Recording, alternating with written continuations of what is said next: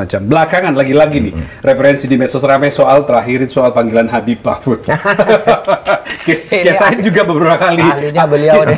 Kita ingin mendengarkan netizen Ruang Sahabat itu dalam kacamata Kiai Said dan Pak Mahfud bisa menjelaskan itu fenomena apa yang terjadi sesungguhnya dengan Habib itu. Monggo, Pak Kiai. Jadi Islam datang ke sini, kalau kita lihat tokoh-tokoh pertama itu tidak ada yang dari Yaman.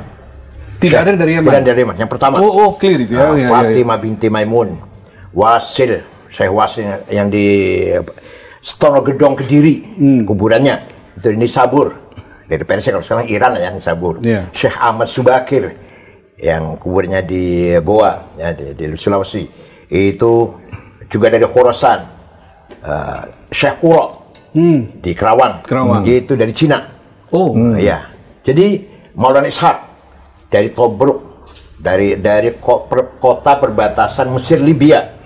Nah, kemudian setelah ada penjajah Belanda mendatangkan Arab dari Yaman itu. Dari Yaman. Periode berikutnya baru muncul. Jauh. Ini kan sebelum Wali Songo ya, kedatangan yang saya sebut tadi sebelum Wali Songo. Nah, di sini terjadi manipulasi ya. Sengaja memamerkan ya, memasang gelar Habibnya itu supaya mendapatkan posisi yang lebih terhormat daripada yang lain. Itu berhasil seperti itu di Indonesia dan Malaysia dan Brunei lah. Malaysia juga ada ya? Iya. Untuk status sosial mereka dapatkan. Ya, kalau di Timur Tengah nggak ada. Di Mesir biasa aja, yang alim, yang berilmu, yang berkualitas ya dihormati orang. Yang tidak biasa jadi pegawai, jadi pekerja walaupun di Alatos atau Segaf, hanya di kita ini. Nah, saya bukan ahli nasab ya, hanya saja secara rasional, mereka tuh katanya akhirnya Ubaidillah bin Ahmad Al-Muhajir bin Isa.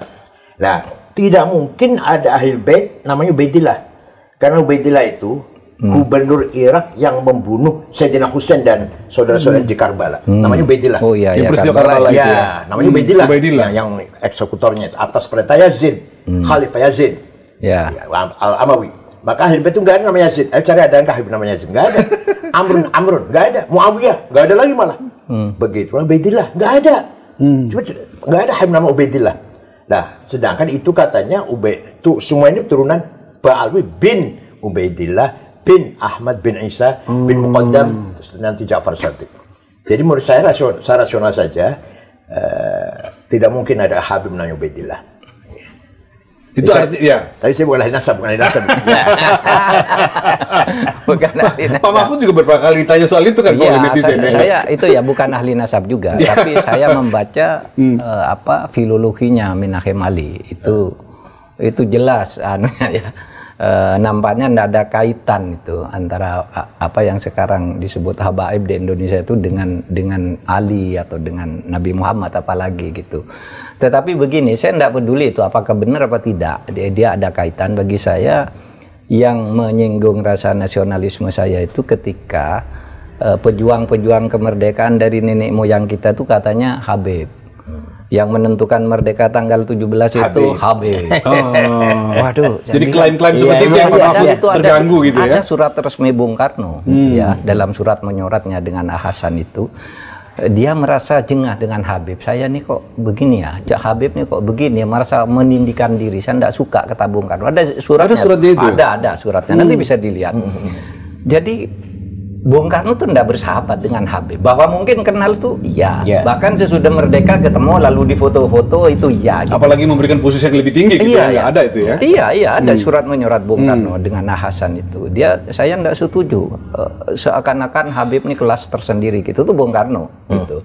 Nah, dan ya tidak apa-apa sih jadi warga negara biasa, tapi jangan melebih-lebihkan ya, seakan-akan dia lebih hebat. Apalagi ketika kasus itu rame kan, cerita-cerita bahwa misalnya ya ada seorang Habib itu minta uang ke kiai di Jawa Tengah gitu, ketika minta 40 juta, saya hanya punya 10 juta, ditempeleng katanya.